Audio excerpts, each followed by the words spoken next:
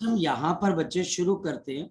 Next आपके पास concept and the next concept और the next chapter is known as to be the concept of the electromagnetic induction. So we have the concept of the electromagnetic induction. So we have the concept of the electromagnetic induction. So हमारे पास electromagnetic induction क्या चीज है, कैसे काम करती है, कैसे इसके ऊपर सारा आपके पास प्रिंसिपल इस पे रिलाई करता है of the production of electricity, ये हम इसमें पढ़ते हैं. सो इलेक्ट्रोमैग्नेटिक इंडक्शन की शुरुआत हमारे पास कैसे हुई? इसकी शुरुआत हुई हमारे पास एक बहुत सिंपल से थॉट के साथ, और वो थॉट था हमारे पास कि अगर मेरे पास कहीं पर करंट कैरिंग कॉइल, देखो समझो, मेरे पास मान लिया जाए कहीं पर भी आपके पास करंट कैरिंग कॉइल है, और इस करंट कैरिंग कॉइल को जैसे ही हम किसी मैग्नेटिक फील्ड में रखते हैं तो व्हाट विल हैपन, आपके पास इसके ऊपर टॉर्क लग जाता है. आपको पता है कि इसके ऊपर एक टॉर्क लग जाता है, इस पर टॉर्क लग जाता है. तो क्या हुआ, हमने ये बोला कि अगर मेरे पास कहीं पर करंट कैरिंग लूप है, मेरे पास करंट कैरिंग आपके पास लूप है, इसको हमने किसी मैग्नेटिक फील्ड में रखा, हमने इसको किसी मैग्नेटिक फील्ड में रखा, तो आपके पास यहाँ पर टॉर्क डेवलप हो गया. ऐसा हमने सीखा, ऐसा हमें पता लगा कि इस पे टॉर्क लग जाता है, इसके ऊपर एक टॉर्क लग जाता है और ये कॉइल आपके पास रोटेट हो जाती है. अब इस चीज को फैराडे ने अदरवाइज राउंड सोचने की कोशिश की. अब फैराडे ने यहाँ पर अपना एक कॉन्सेप्ट समझाने की कोशिश की. फैराडे ने बोला अगर मेरे पास यहाँ पर कॉइल है, समझना ध्यान से, और हमारे पास इस कॉइल के अंदर मैग्नेटिक फील्ड है, इसमें से मैग्नेटिक फील्ड पास हो रही है, और अगर मैं अब इसको टॉर्क दूं, समझो अब मैं इसको टॉर्क देता हूं, पहले मेरे पास करंट इनपुट था तो आउटपुट क्या लगी, टॉर्क लग गई. आपके पास आउटपुट क्या आ गई, टॉर्क आ गई. अब वो उल्टी बात बोल रहा है, अब वो ये बोल रहा है कि अगर इस लूप को मैग्नेटिक फील्ड में रह के मैं टॉर्क देता हूं तो क्या यहाँ पर इसमें करंट आएगा, क्या हमारे पास करंट आएगा, और क्वेश्चन मार्क लिख दिया. और आपके दिमाग में भी होगा कि सर क्या करंट आएगा, बिल्कुल आएगा करंट. और फैराडे ने ये कॉन्सेप्ट अपने दिमाग में लगाने की कोशिश की और ये जानने की कोशिश की कि क्या ऐसा कभी हो सकता है कि मेरे पास करंट बनाने का कोई और तरीका भी हो. ऐसी उसके दिमाग में बात कैसे आई, क्योंकि वो ये देख पा रहा था कि करंट कैरिंग वायर के आसपास क्या होती है, आपके करंट कैरिंग वायर के आसपास क्या होती है, तो आप जवाब दोगे सर मैग्नेटिक फील्ड होती है. आपके करंट कैरिंग वायर के आसपास मैग्नेटिक फील्ड होती है, मैग्नेटिक फील्ड भी. तो उसने दूसरी बात सोची, उसने बोला कि अगर मेरे पास करंट, अगर मेरे पास एक वायर है और उसके पास मैग्नेटिक फील्ड आ जाए किसी और के थ्रू, कोई और मैग्नेटिक फील्ड आ जाए, तो क्या इसमें कोई करंट डेवलप होगा, क्या इसमें कोई करंट डेवलप होगा. और ये बच्चा हमारे पास क्या आ गया, क्वेश्चन मार्क, कैसा होगा. अब ये तो सोचने वाली बात थी, और यहाँ पर उसने इसके ऊपर बहुत सारे एक्सपेरिमेंट्स किए, बहुत सारी चीजें उसने सोचने की कोशिश की, अप्लाई करने की कोशिश की, और आंसर यस, बिल्कुल सही आंसर है कि हमारे पास यहाँ पर अगर आप किसी लूप को मैग्नेटिक फील्ड में टॉर्क देते हो तो करंट डेवलप होता है. और यस हाँ, अगर किसी वायर के आसपास मैग्नेटिक फील्ड है और ये मैग्नेटिक फील्ड, ध्यान से समझना, ये मैग्नेटिक फील्ड आपके पास इंक्रीज होती है या ये मैग्नेटिक फील्ड डिक्रीज होती है, या इंक्रीज हो जाए या डिक्रीज हो जाए, तो क्या इसमें करंट डेवलप होगा, तो बिल्कुल आपके पास करंट डेवलप होगा. इनफैक्ट अगर मैं आपको बोलूं कि आपका जो इलेक्ट्रिक गिटार है, आपका जो हमारे पास इलेक्ट्रिक गिटार है, ये इलेक्ट्रिक गिटार भी किसके ऊपर काम करता है, तो आपका इलेक्ट्रिक गिटार भी काम करता है on the principle of the electromagnetic induction. Electromagnetic induction क्या कहता है, इन शॉर्ट मैं आपको समझाने की कोशिश करता हूँ. ये हमारे पास हुआ ऐसा कि किसी पर्सन ने एक टेबल के ऊपर आपके पास किसी लूप को रखा था, ऐसे समझो इसको. तो हमारे पास ये एक टेबल है और इस टेबल के ऊपर उसने यहाँ पर क्या रख दिया बच्चे, एक बहुत बड़ी रिंग रख दी, बहुत बड़ी रिंग रख दी, ये बहुत बड़ी आपके पास रिंग रख दी। और जैसे ही वो इस रिंग के पास एक मैग्नेट को लेके आए, जैसे ही वो बच्चा हमारे पास इस रिंग के पास मैग्नेट को लेके आया, जैसे ही वो इस रिंग के पास मैग्नेट को लेके आया बच्चे, जैसे वो इस रिंग के पास मैग्नेट को लेके आया, तो बच्चा हमारे पास इसमें करंट चलना शुरू हो गया, आपके पास इसमें करंट चलना शुरू हो गया। अच्छा जी, और जब ये मैग्नेट पीछे लेके गया तो भी करंट आया। भाई ये कैसे हो रहा है और क्यों हो रहा है, किसी को इसके बारे में अंदाजा नहीं था कि ऐसा क्यों हो रहा है, पर हो रहा है। मतलब कि अगर इसी लूप के में से वो मैग्नेट को पीछे लेके जाए तो भी आपके पास क्या हो रहा था, करंट प्रोड्यूस हो रहा था। देखो कैसे हमारे पास हुआ ये कि यही मेरे पास एक टेबल है और ये मेरे पास इस तरीके से आपके पास यहाँ पर लूप आ गई, और जैसे ही वो हमारे पास इस मैग्नेट को कहाँ की तरफ को लेके जा रहा है, पीछे, ये नॉर्थ और ये साउथ, और इसको पीछे लेके गया तो दोबारा से बच्चा हमारे पास करंट यहाँ पर डेवलप हुआ। एक चीज आप समझ पा रहे हो, एक चीज आप समझ पा रहे हो बच्चे, और वो ये कि मैं जब मैग्नेट को क्लोज लेके आ रहा हूं और जब मैग्नेट को मैं दूर लेके जा रहा हूं, यहाँ पर आपके पास मैग्नेट की मोशन इनवर्ड है और यहाँ पर मैग्नेट की मोशन आउटवर्ड है। क्या दोनों जगहों पर करंट की डायरेक्शन सेम है कि ऑपोजिट है?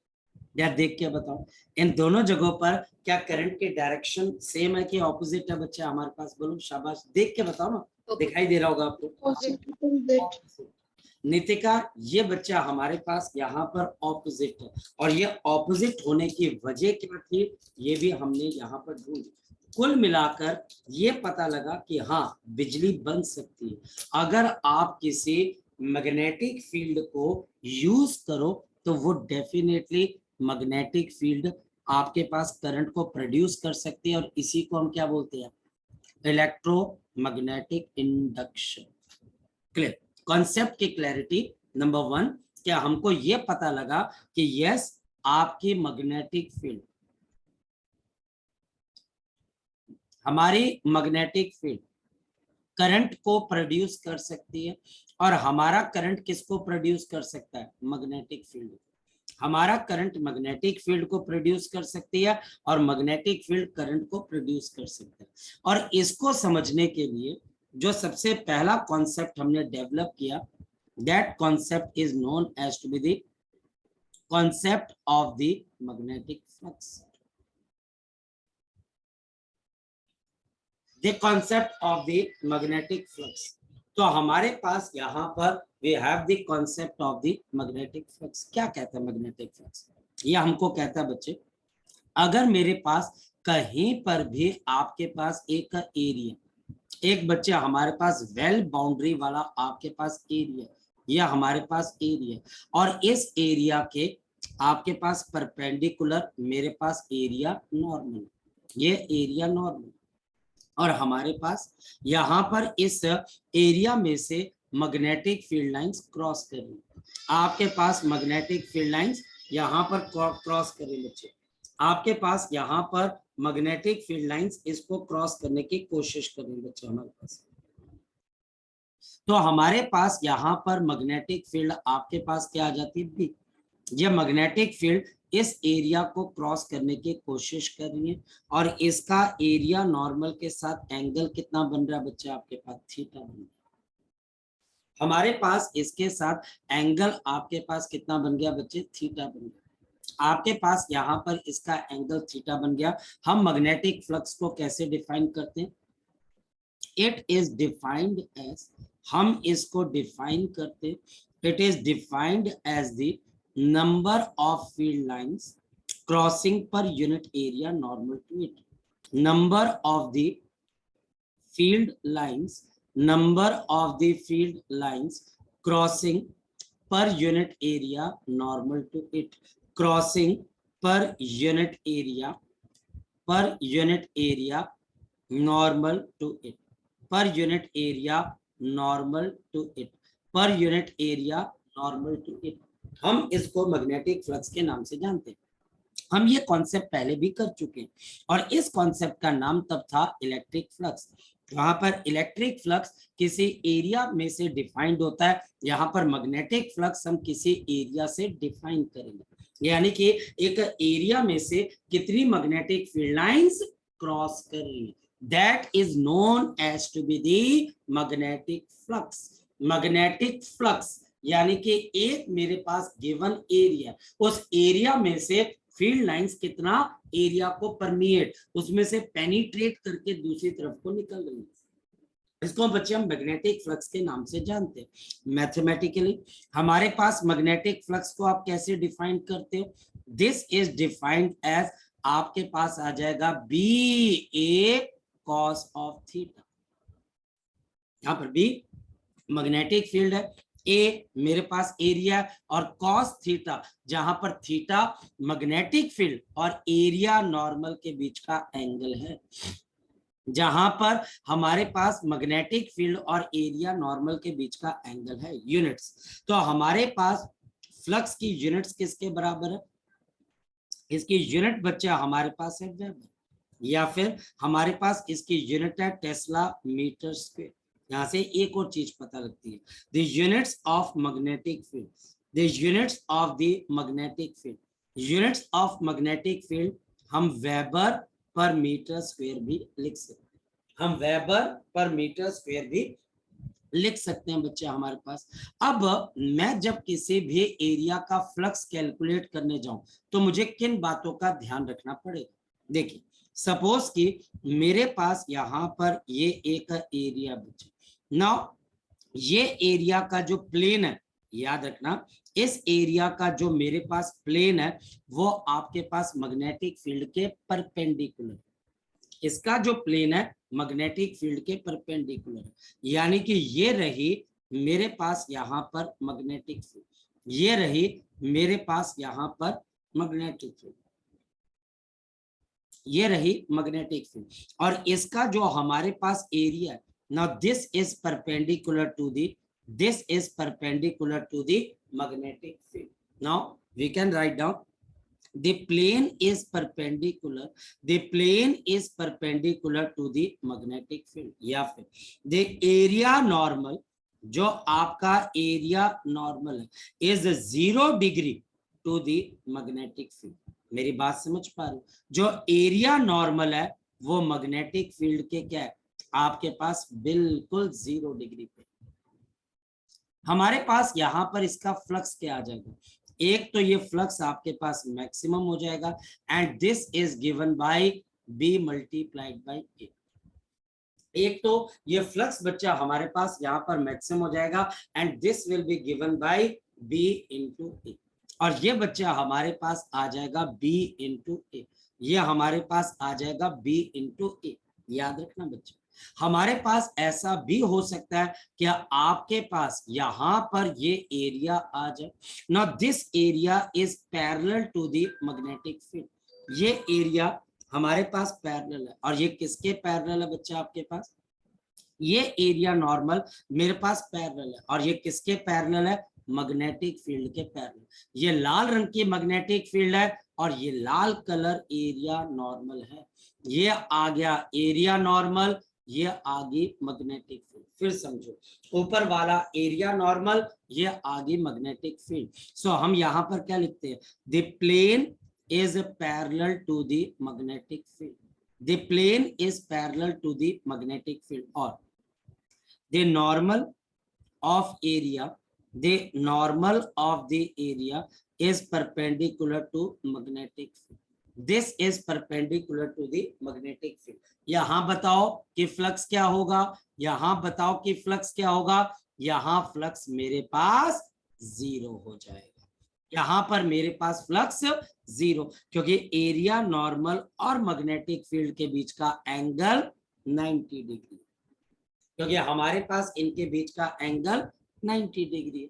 तो किसी भी आपके पास एरिया का फ्लक्स निकालना, 3 चीजें बहुत इंपॉर्टेंट है। फॉर एग्जांपल मेरे पास यहाँ पे टीचर एक क्वेश्चन दे, क्वेश्चन क्या है, मेरे पास यहाँ पर इस तरीके से आपके पास एक रेक्टेंगुलर आपके पास एरिया, ये मेरे पास एक रेक्टेंगुलर एरिया, ये रेक्टेंगुलर एरिया जिसकी लेंथ 10 सेंटीमीटर है और जिसकी ब्रेड्थ आपके पास है 6 सेंटीमीटर, ये 6 centimetre.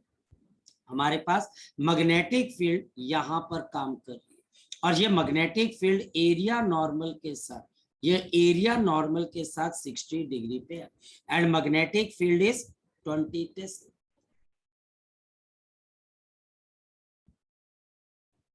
Find the magnetic flux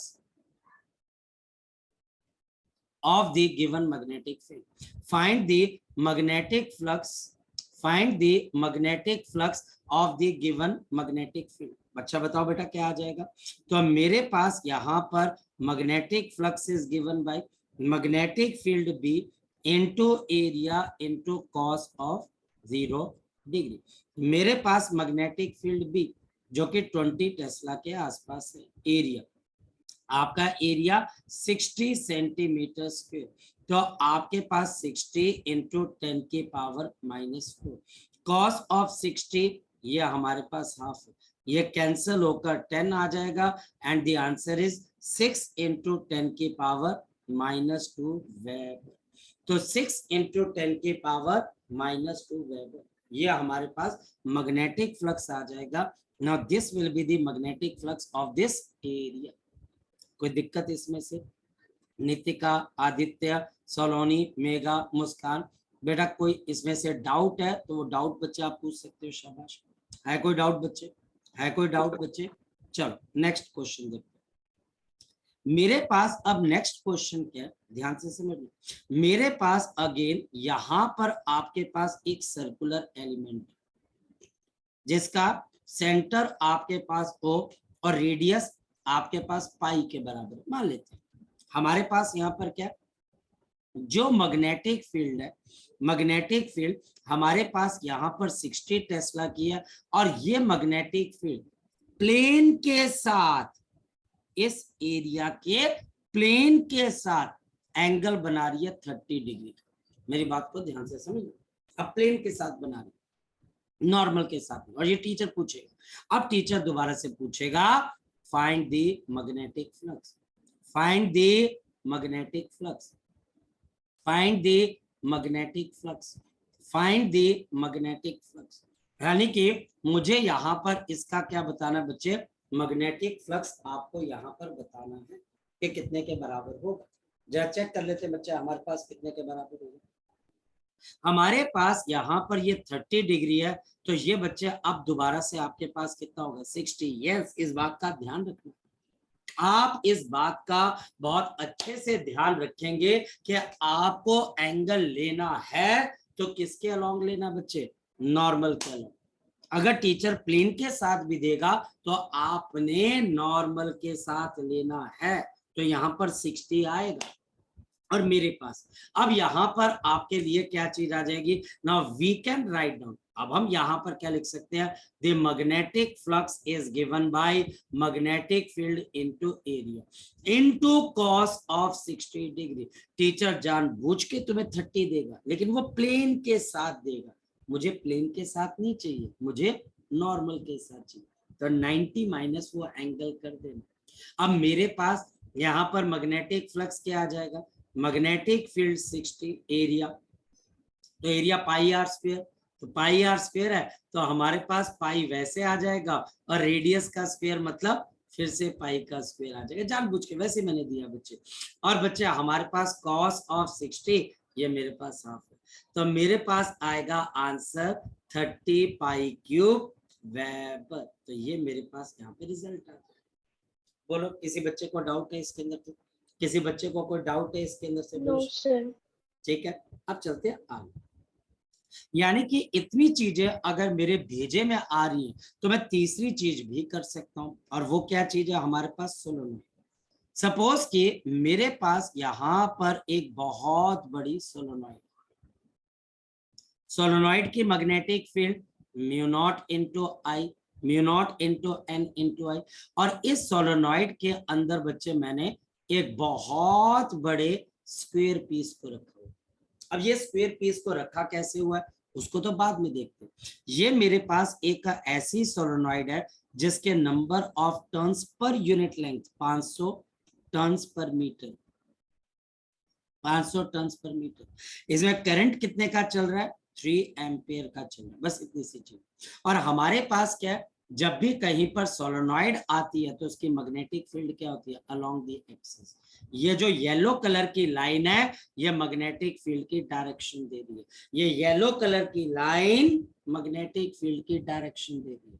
और ठीक इसके अंदर मैंने एक स्क्वायर प्लेट को रख दिया ऐसे। ये एक स्क्वायर प्लेट है जिसकी साइड 2 सेंटीमीटर है, जिसकी साइड मेरे पास 2 सेंटीमीटर। आप समझो, मैग्नेटिक फील्ड ऐसे जा रही है, एरिया नॉर्मल भी ऐसे है ना। सोचो, एरिया नॉर्मल कहां पर है? यहां पर है। मैग्नेटिक फील्ड कहां पर है? यहां पर है। दोनों सेम डायरेक्शन में, तो कॉस 0 डिग्री हो जाएगा, क्योंकि मैग्नेटिक फील्ड भी एक्सिस के लॉन्ग है और जो आपने एरिया रखा है वो एरिया आपने वर्टिकल रख दिया, तो मैग्नेटिक फील्ड वर्टिकल प्लेन को क्रॉस करके जा रही है, तो दोनों के बीच का एंगल 0 डिग्री। और टीचर मुझे बोलता है कि अब मुझे बताना है what is the flux through the square plate, what is the flux through the square plate, what is the flux through the square plate. जी कौन बच्चा बताएगा? तो मैं बता देता हूँ, मैं भी तुम्हारी थोड़ी सी हेल्प कर देता हूँ। तो हमारे पास यहाँ पर इसका फ्लक्स कैसा आएगा? तो मेरे पास मैग्नेटिक फील्ड सोलेनॉइड की एरिया स्क्वायर प्लेट का, एरिया स्क्वायर प्लेट का, क्योंकि उसका फ्लक्स निकालना। तो magnetic field mu naught N I और एरिया आपके पास ए, हालांकि लेंथ इनटू लेंथ, तो लेंथ का स्क्वायर आ जाएगा। तो मेरे पास यहां पर क्या आ गया? फ्लक्स आ गया म्यू नॉट। तो मेरे पास म्यू नॉट कितने के बराबर है? 4 pi into 10⁻⁻⁷। Number of turns per unit length 500। Current कितना आ गया? 3 का। एरिया बच्चे हमारे पास कितने का है? तो एल स्क्वायर, एल स्क्वायर का मतलब है 2 सेंटीमीटर का स्क्वायर। तो मेरे पास यहां पर क्या आ जाएगा? 4 सेंटीमीटर का स्क्वायर। तो ये हमारे पास आ जाएगा 4 सेंटीमीटर का स्क्वायर। इसको सॉल्व करेंगे तो मेरे पास आ जाएगा 4 पाई इंटू 500 इंटू बच्चे हमारे पास 3 into 10⁻⁻7 into 10⁻⁻4 centimetre square. Next बच्चे हमारे पास क्या आ जाएगा? वी कैन राइट डाउन, ये हमारे पास आ जाएगा आपके लिए 12 पाई इंटू 5 इंटू हमारे पास यहाँ पर इंटू आपके पास 12 पाई इंटू 5 इंटू 10⁻⁻11। इसको सॉल्व करेंगे 60 पाई इंटू 10⁻⁻11। इतने वेबर का बच्चा हमारे पास क्या आ जाएगा? मैग्नेटिक फ्लक्स आ जाएगा। तो कुछ नहीं करना यार, simple B A cos of theta, B A cos of theta, जहां पर थीटा मैग्नेटिक फील्ड और नॉर्मल के बीच का एंगल, जहां पर बच्चा हमारे पास फिर समझो जो एंगल थीटा है वो मैग्नेटिक फील्ड और एरिया नॉर्मल के बीच का एंगल। इसका मतलब मेरे पास जब भी कोई क्वेश्चन आएगा मैग्नेटिक फील्ड का, मैं ऐसा करूंगा फ्लक्स निकालने के लिए, बिल्कुल आप ऐसा करोगे। नेक्स्ट, हमारे पास ऐसा भी हो सकता है कि we can or we have to find out the magnetic flux in the component form. The magnetic flux in the component form. So magnetic flux in the component form, यानी कि कंपोनेंट फॉर्म के अंदर magnetic flux आपके पास किस तरीके से काम करेगी, जरा चेक करते हैं बच्चे। तो हमारे पास यहाँ पर आपके पास magnetic flux is given by, now this is given by B dot of आपके पास यहाँ पर क्या आ जाएगा? A. So the magnetic flux is given by B dot of आपके पास क्या आ जाता है? ए। सो ये बच्चा हमारे पास आ जाएगा बी डॉट ए, यानी कि डॉट पर। फॉर एग्जाम्पल टीचर मुझे बोलता है कि अगर मेरे पास मैग्नेटिक फील्ड है 4i minus of 2j plus of 3k, और मेरे पास यहां पर एरिया वेक्टर है which is 2i and plus of 8k metre square, 8k metre square. मुझे यहाँ पर मैग्नेटिक फ्लक्स निकालना, तो आपके पास यहाँ पर क्या आ जाएगा, बी डॉट ऑफ ए। तो अगर ये बी डॉट ए देखा जाएगा तो कितने के बराबर, तो 4i और 2i, तो i डॉट i 1 हो गया 8 और 3 इंटू 8 तो कितना आ जाएगा बच्चे 24 प्लस ऑफ 24, तो आपके पास आंसर कितना आ जाएगा 32 वेब। तो हमारे पास यहाँ पर इसका आंसर कितने के बराबर आ जाएगा 32 वेब। तो ये मैग्नेटिक फ्लक्स है जो कि हम किसके अंदर निकालेंगे बच्चे, कॉम्पोनेंट फॉर्म के अंदर, the magnetic flux in the component form. Next बच्चे हम देखते हैं, ऐसा भी हो सकता है बच्चा हमारे पास जिसमें टीचर ये मेरे को वाई एक्सिस मिल रही है, ये हमारे पास एक्स एक्सिस मिल रही है और ये मेरे पास यहाँ पर जेड एक्सिस मिल रही है, ये 3 एक्सिस मिल रही है ना, this is X, this is Y and this is Z. और हमारे पास यहाँ पर ऐसा भी हो सकता है कि आपके पास एरिया एक्स वाई प्लेन के अंदर हो, ऐसा भी हो सकता है कि एरिया मेरे पास YZ प्लेन के अंदर हो सकता है ना बच्चे, और ऐसा भी हो सकता है कि एरिया आपके पास कौन से प्लेन के अंदर हो, एरिया मेरे पास यहाँ पर XZ प्लेन। अगर ऐसा हुआ XY प्लेन का एरिया नॉर्मल केक है, YZ का एरिया नॉर्मल बच्चा हमारे पास यहाँ पर आई कैप, और XZ का एरिया नॉर्मल आपके पास ऊपर की तरफ, और ये कौन सा आ जाएगा आपके पास बच्चे, now this is J cap, ये आपके पास आ जाएगा जे। तो I cap, J cap, K cap, तो हमारे पास क्या आ जाएगा, we have I cap, J cap और तीसरा बच्चे हमारे पास के कैप। क्वेश्चन कैसे आएंगे मैं बताता हूँ। हमारे पास यहाँ पर क्वेश्चन आपके पास आएगा कि if the magnetic field in a region, if the magnetic field, अगर बच्चा हमारे पास मैग्नेटिक फील्ड है एक रीजन के अंदर, if the magnetic field in a region is given by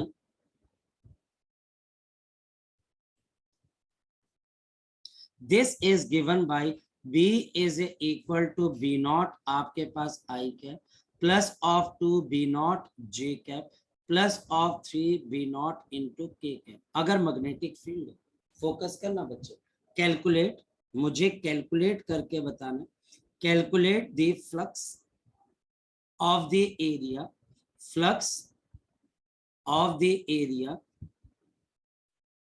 capital A lying on the YZ plane, lying on the YZ plane। अगर कोई एरिया मेरे पास YZ प्लेन पे लाई कर रहा है तो इसका मतलब उसका एरिया नॉर्मल आपके पास x की तरफ हो जाएगा। तो therefore we can write down the flux is given by B dot of A, the flux is given by B dot of A and this will be B naught आपके पास I cap plus 2 B naught आपके पास J cap plus of 3 B naught into K cap, और इसका dot product बच्चा हमारे पास किसके बराबर आ जाएगा, लाइंग ऑन YZ प्लेन। तो आपके पास A और YZ प्लेन है बच्चा हमारे पास, तो साथ में बच्चा हमारे पास क्या आ जाएगा I cap। अब I डॉट I 1 होता है, बाकी सब 0, तो आंसर आ जाएगा B नॉट इंटू ए। तो आपके पास यहाँ पर फ्लक्स किसके बराबर आ जाएगा, now this will be equal to B naught into आपके पास यहाँ पर क्या आ जाएगा बच्चे, J आ जाएगा। तो हमारे B नॉट इंटू ए आ जाएगा, तो कुछ मुश्किल थोड़ी ना बेटा हमारे पास। तो हमारे पास कॉम्पोनेंट फॉर्म अगर आएगी तो टीचर ऐसा क्वेश्चन दे देगा, तो इसके लिए मुझे तैयार होना चाहिए, या फिर ऐसा भी हो सकता है, एक मेरे पास प्रॉब्लम आ सकती है जिसमें ये मेरे पास यहाँ पर आपके पास y एक्सिस आ गई, या हमारे पास यहाँ पर x एक्सिस आ गई, तो एक y एक्सिस है, एक x एक्सिस है और ये बच्चे आपके पास z एक्सिस है, और मेरे पास अब एक एरिया कुछ ऐसे बनाएंगे, देखो कैसे, ये आपका एरिया, समझ पा रहे हो, ये एरिया बच्चा अब मेरे पास क्या, ना दिस एरिया, ये जो बच्चा हमारे पास एरिया, ये आपके पास x आ गई, ये y आ गई, z, ये एरिया ना तो बच्चा हमारे पास xy प्लेन पे है ना yz प्लेन पे, और इसकी लेंथ l है और इसकी ब्रेड्थ b, और इस जगह पे मैग्नेटिक फील्ड कितने के बराबर है? यहां पर मैग्नेटिक फील्ड है B1 I cap plus of B2 आपके पास J cap. So B1 I cap plus of B2 J cap, ऐसी कोई मैग्नेटिक फील्ड है, फ्लक्स बताना। तो जब भी ऐसा कभी कोई क्वेश्चन आए तो करना क्या, सबसे पहले हम इस एरिया के कंपोनेंट बांट लेंगे। ये B cos थीटा हो जाएगा, ये भी B cos थीटा आपके पास हो जाएगा, और ये बच्चा हमारे पास लेंथ आ गई L, ये हमारे पास B sin थीटा हो जाएगा, ये आपके पास B sin थीटा हो जाएगा, और ये बच्चा हमारे पास आ गई। समझो, हम इस बी मैग्नेटिक फील्ड के कंपोनेंट बना लेते हैं। हम इस बी मैग्नेटिक फील्ड के कंपोनेंट कि ये मेरे पास बी कॉस थीटा और ये मेरे पास यहाँ पर बी साइन थीटा। इसके अब मेरे पास दो एरिया आ जाएंगे, एक एरिया जो कि वाईजेड प्लेन के अंदर, वाईजेड प्लेन, ये मेरे पास आएगा एल बी साइन थीटा, आपके पास आ जाएगा आई कैप, क्यों? क्योंकि ये वाईजेड प्लेन पे। और दूसरा एरिया, मेरे पास जो दूसरा एरिया बचे वो आपके पास आ जाएगा एक्स वाई प्लेन पे, ये वाला, ये वाला, ये वाला जो येलो कलर, ये वाला पहले वाला था, ऐसे वाला, ये समझ। और दूसरा बच्चा हमारे पास L B cos of theta, और इसके साथ आ जाएगा के कैप, क्योंकि ये एक्स वाई प्लेन के अंदर फ्लक्स निकालना है। तो फ्लक्स आपके पास किसके बराबर है बताओ? Now this is B dot of A, तो हमारे पास फ्लक्स आ जाएगा बी डॉट ऑफ ए। तो जैसे बच्चे हम यहाँ पर फ्लक्स निकालने जाएंगे बी डॉट ए, तो आपके पास फ्लक्स की वैल्यू किसके बराबर है? तो I dot I one, J dot I zero, I dot K zero, J dot K zero. तो सिंपल आई डॉट आई, तो B one multiplied by L B sine theta. तो हमारे पास यहाँ पर जो फ्लक्स आपके पास आएगा B one L B sine of theta. So मेरे पास यहाँ पर क्या आ जाएगा? B1 LB sine of theta. So B1 LB sine of theta, ये हमारे पास फ्लक्स आ जाएगा। तो फ्लक्स को कैलकुलेट करना, यहाँ पर हमने देखा जो दो चीजें मुझे समझ में आती हैं, एक मेरे पास मैग्नेटिक फील्ड है, एरिया है, या मैग्नेटिक फील्ड है और एरिया मेरे को वेक्टर फॉर्म में ढूंढना है। और इसको अगर हम यहाँ पर देखें तो एक जगह पे कंपोनेंट फॉर्म है और दूसरी जगह पे डॉट प्रोडक्ट की रॉ फॉर्म है, B A cos of theta. Next one, next हमारे पास यहाँ पर आ जाता है व्हाट विल हैपन, क्या होगा बच्चे हमारे पास इफ, अगर हमारे पास यहाँ पर if the magnetic field is variable, if the magnetic field is variable, अगर मेरे पास magnetic field variable, if the magnetic field is variable over a given area, over a given area, मेरे पास यहाँ पर जो गिवन एरिया उसके ऊपर magnetic field very कर रही है, वो चेंज हो रही है बच्चे। तो सपोज कि मेरे पास यहाँ पर कोई एक रैंडम सा बच्चा आपके पास क्या है, आपका एरिया, और इसके ऊपर मैग्नेटिक फील्ड वेरी कर रही है, चेंज हो रही है, तो हम क्या करेंगे, ध्यान से समझिए। इस एरिया का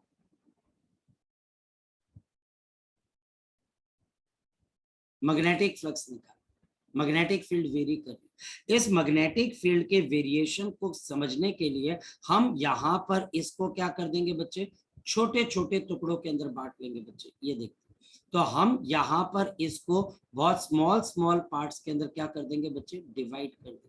तो हम इसको यहाँ पर छोटे छोटे पार्ट्स के अंदर क्या कर देंगे बच्चे, डिवाइड कर देंगे ऐसे। तो हम इसको छोटे छोटे पार्ट्स के अंदर डिवाइड कर देते हैं ऐसे, ये छोटे छोटे पार्ट्स। तो अब हम इसमें से कोई एक छोटा सा पार्ट कंसीडर करते, जहां पर मेरे पास एरिया नॉर्मल NDA है, और मान लो कि मैग्नेटिक फील्ड मेरे पास यहाँ पर भी है, और इन दोनों के बीच का एंगल मेरे पास क्या है बच्चे, थीटा के बराबर है। इन दोनों के बीच का एंगल मेरे पास यहाँ पर थीटा के बराबर है। तो आपके पास यहाँ पर magnetic flux is given by, this is given by B dot of, आपके पास क्या आ जाएगा, ND। और टोटल मैग्नेटिक फ्लक्स निकालने के लिए इसको क्या करना पड़ेगा, इंटीग्रेट। यही तो करते हैं, पहले छोटे से एरिया का फ्लक्स निकाला, फिर पूरा फ्लक्स निकालने के लिए इस सिंगल टर्म को मेरे को इंटीग्रेट कर देना, और इंटीग्रेट कर देंगे ओवर इट्स बाउंड्री, तो मेरे पास टोटल सरफेस का क्या आ जाएगा, फ्लक्स आ जाएगा। यहाँ पर मैग्नेटिक फील्ड वेरिएबल, यहाँ पर मैग्नेटिक फील्ड वेरिएबल, यहाँ पर मैग्नेटिक फील्ड वेरिएबल। तो आप टोटल फ्लक्स को निकालने के लिए इसको इंटीग्रेट करने की कोशिश करो। कैसे, मैं समझाता हूँ। फॉर एग्जाम्पल, मेरे पास यहाँ पर एक स्क्वायर पीस है, सपोज कि मेरे पास यहाँ पर एक स्क्वायर ऐसे, ये बच्चे हमारे पास स्क्वायर है।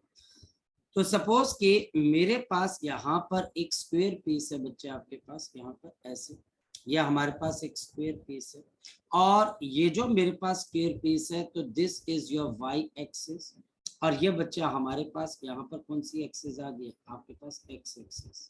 तो this is your Y axis, ये हमारे पास एक्स एक्सिस है, और ये बच्चा हमारे पास इसका ओरिजिन आ गया 0 और 0, हमारे पास इसकी लेंथ भी है। तो हमारे पास इसकी लेंथ है, और इसकी लेंथ है बच्चा हमारे पास L, और इसकी ब्रेड्थ है, और इसकी ब्रेड्थ है आपके पास B।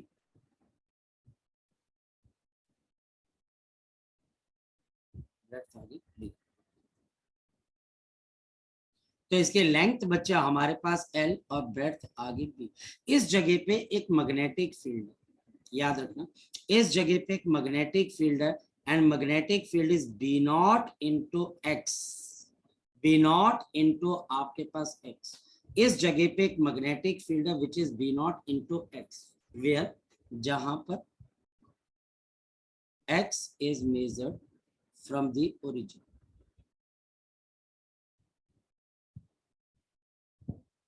where x is measured from the origin, जहां पर x को हम कहां से मेजर कर रहे हैं बच्चे, ओरिजिन से मेजर कर रहे हैं। हमारे पास यहाँ पर अगर देखा जाए तो मैं इसके मैग्नेटिक फ्लक्स को मेजर करने के लिए सबसे पहले x डिस्टेंस दूर जाकर, आप x डिस्टेंस दूर जाकर एक छोटी सी बच्चे आप विड्थ ले लीजिए dx, और देखते हैं बच्चे क्या हमारे पास इसमें से कितना फ्लक्स पास हो।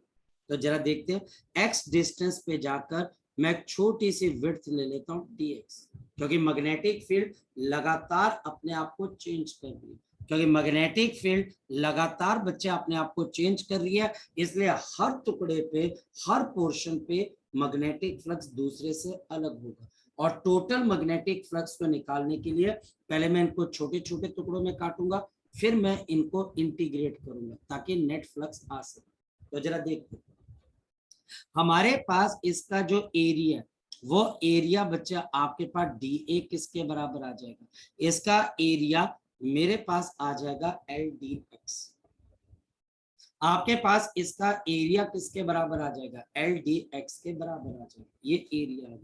और हमारे पास यहाँ पर इसका मैग्नेटिक फ्लक्स किसके बराबर आ जाएगा, वह B into L into DX, और मुझे इसको इंटीग्रेट करना पड़ेगा, कहाँ से कहाँ पर, 0 से लेके आपके पास B के बीच में, क्योंकि आपकी मैग्नेटिक फील्ड 0 से B के बीच में वेरी कर रही है, क्योंकि आपकी मैग्नेटिक फील्ड 0 से लेके B के बीच में वेरी कर रही है।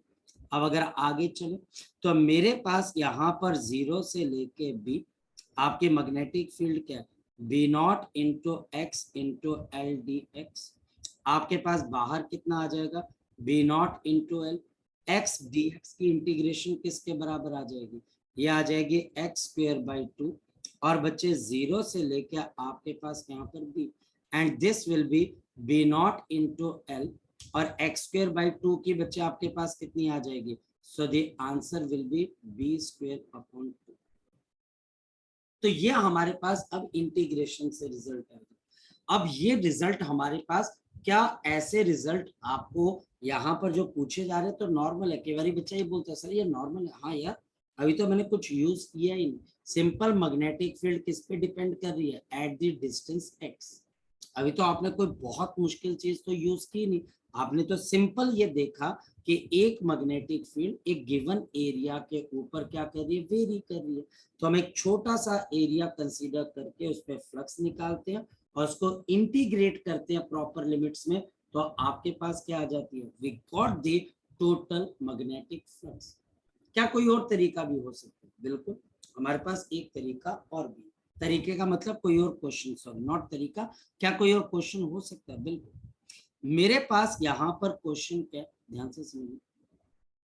ये मेरे पास एक है इनफाइनाइट करंट कैरिंग वायर, ध्यान से समझिए। ये मेरे पास एक इनफाइनाइट करंट कैरिंग वायर है और इसके सामने एक रेक्टेंगुलर लूप को रखा गया और आपके पास यहाँ पर रेक्टेंगुलर लूप को रखा गया। तो ये हमारे पास आ गया और यहाँ से आपके पास ये इंफिनिटी और आपके पास यहाँ से आपके पास इंफिनिटी, और जो करंट है वो नीचे से आपके पास ऊपर की तरफ हो जाता है।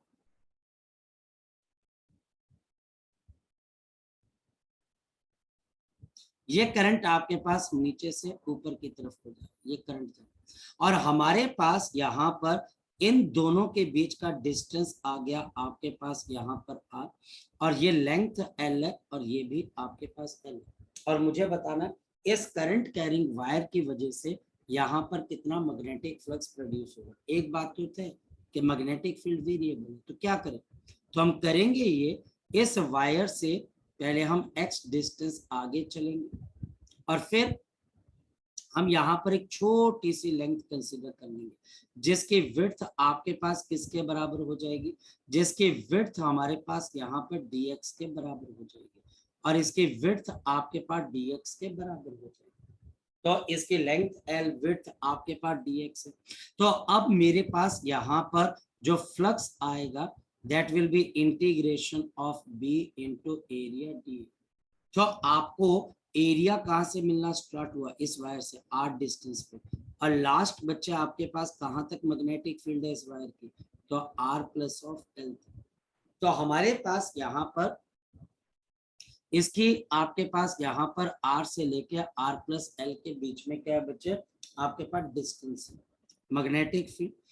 आप यहाँ पर मैग्नेटिक फील्ड किसकी यूज करोगे? इनफाइनाइट वायर की। तो म्यू नॉट इंटू आई और 2 पाई इंटू एक्स, क्योंकि आप x डिस्टेंस पे निकाल रहे। और यहाँ पर एरिया, तो एरिया आपके पास आ जाएगा एल डी एक्स। लो जी, क्वेश्चन हो गया सॉल्व।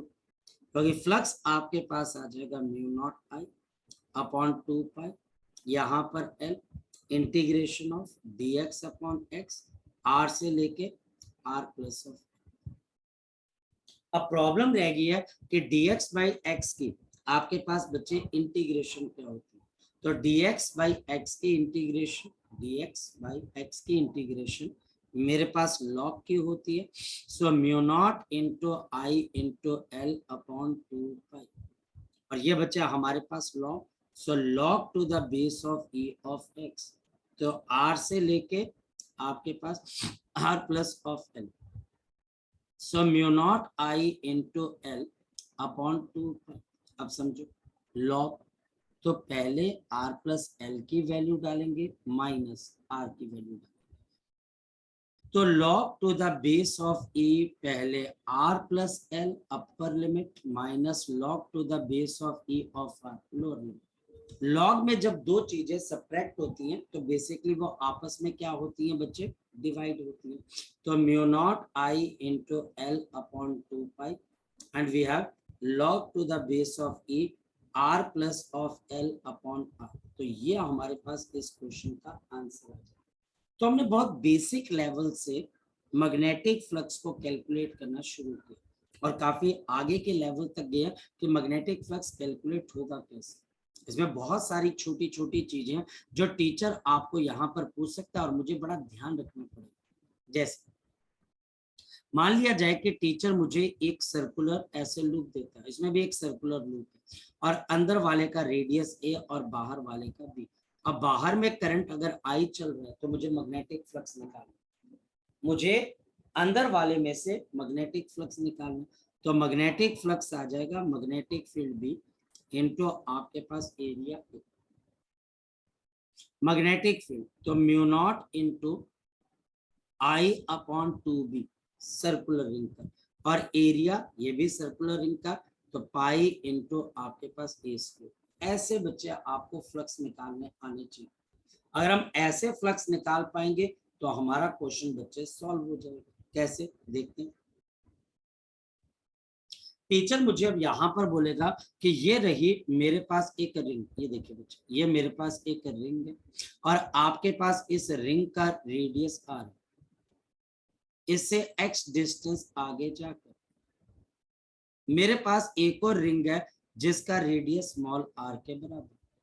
मुझे बड़े रिंग के अंदर अगर I करंट चल रहा है, इसकी वजह से छोटे रिंग का मैग्नेटिक फ्लक्स निकालना कितने के बराबर होगा। मैं बताऊं कैसे आ जाएगा।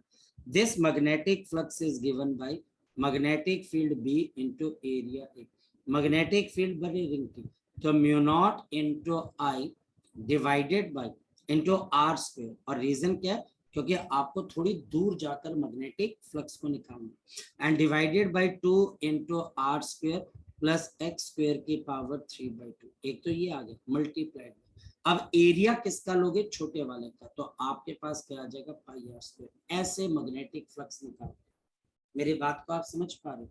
ये मैग्नेटिक फ्लक्स है एक रिंग की वजह से दूसरी रिंग पे, जो कि उसके सेंटर से आपके पास कुछ डिस्टेंस के ऊपर रखी हुई। जी, किसी बच्चे का कोई डाउट बेटा, किसी बच्चे का कोई डाउट, किसी किस्म का बच्चे कोई डाउट, कोई बच्चे क्लियर है ये वाली चीज। चलो ठीक है। सो बच्चे अभी आप इसको रिवाइज करिएगा, ठीक है। कल हम इसके ऊपर क्वेश्चंस, वैसे तो मैंने मैक्सिमम क्वेश्चंस आपको करवा दिए, फिर भी इसको रिवाइज करिएगा और ज्यादा बच्चे मुश्किल नहीं। कल हम स्टार्ट करेंगे फेराडेज के एक्सपेरिमेंट्स के साथ कि फेराडे ने कौन कौन से एक्सपेरिमेंट्स किए जिनसे उसको पता लगा बिजली बनाई जा सकती है। Okay bye bye, take care बेटा।